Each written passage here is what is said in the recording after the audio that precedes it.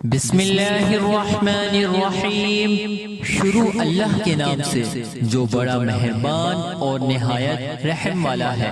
پیارے دوستوں اور پیارے بھائیوں، آج کی اس بہترین ویڈیو میں ہم کربلا کا ایک ایسا واقعہ بیان کریں گے جس کو آپ نے اس سے پہلے شاید ہی کہیں سنا ہوگا۔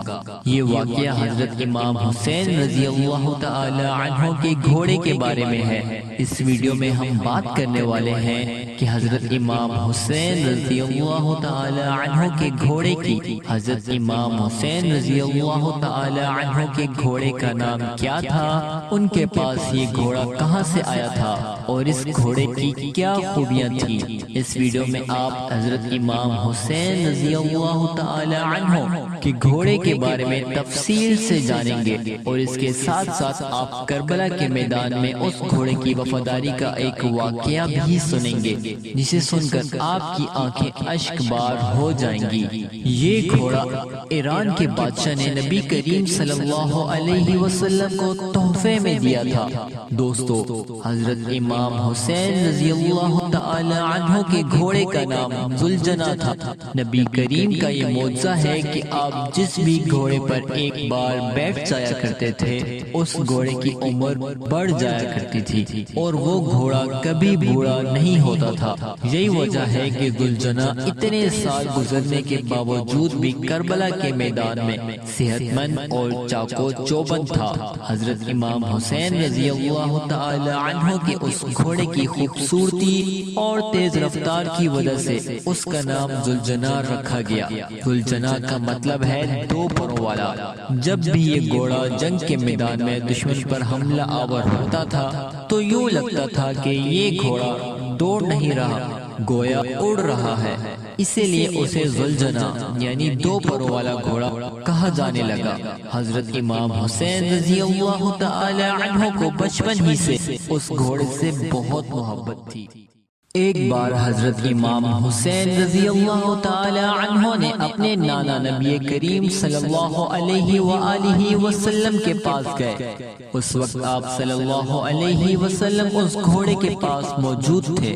نبی کریم صلی اللہ علیہ وآلہ وسلم نے اپنے لاڈلے نواسے حضرت امام حسین رضی اللہ تعالی عنہ کو دیکھا تو بہت خوش ہوئے اور پوچھا، بیٹا کیا تم اس گھوڑے پر سواری کرنا چاہو گے؟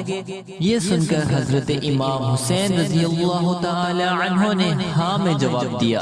حضرت امام حسین رضی اللہ تعالی عنہ کی یہ بات اس گھوڑے ذوالجناح نے بھی سن لی اور وہ آپ کے پاؤں کے پاس آ کر بیٹھ گیا تاکہ آپ اس پر آسانی سے سواری کر سکیں۔ اس کے بعد امام حسین رضی اللہ تعالی عنہ اس گھوڑے پر بیٹھ گئے۔ حضرت امام حسین رضی اللہ تعالی عنہ جب اس گھوڑے کی سواری کر چکے تو یہ دیکھ کر نبی کریم صلی اللہ علیہ وسلم کی آنکھوں میں آنسو آ گئے اور آپ نے فرمایا، بیٹا یہ وہی گھوڑا ہے جو یوم عاشوراء کو آپ کی مدد کرے گا۔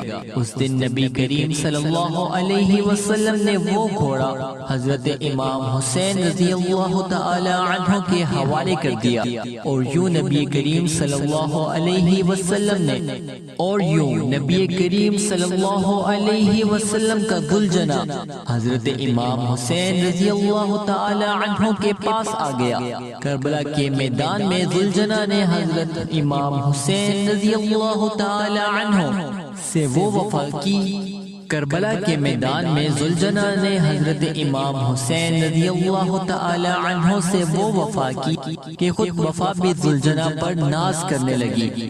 ساتھیوں، حضرت امام حسین کی گھوڑے کا یہ واقعہ بہت مشہور ہے کہ جب یزیدیوں نے حضرت امام حسین کا پانی بند کر دیا کیونکہ ذوالجناح نے کربلا کے میدان میں کافی مرتبہ پانی پیا تھا اور جب اسے پانی نہ ملا تو ذوالجناح نے حضرت امام حسین رضی اللہ تعالی عنہ کے ساتھ پیاسے رہ کر پانی نہ پی کر اپنا وعدہ اور اپنی وفا پوری کر دی۔ محرم کے اس دن جب حضرت امام حسین رضی اللہ تعالی عنہ اپنے گھوڑے سے گر گئے تو آپ کا گھوڑا آپ کے سامنے اس طرح دیوار بن کر کھڑا ہو گیا کہ دشمن کا آنے والا ہر تیر اپنے جسم پر لینے لگا۔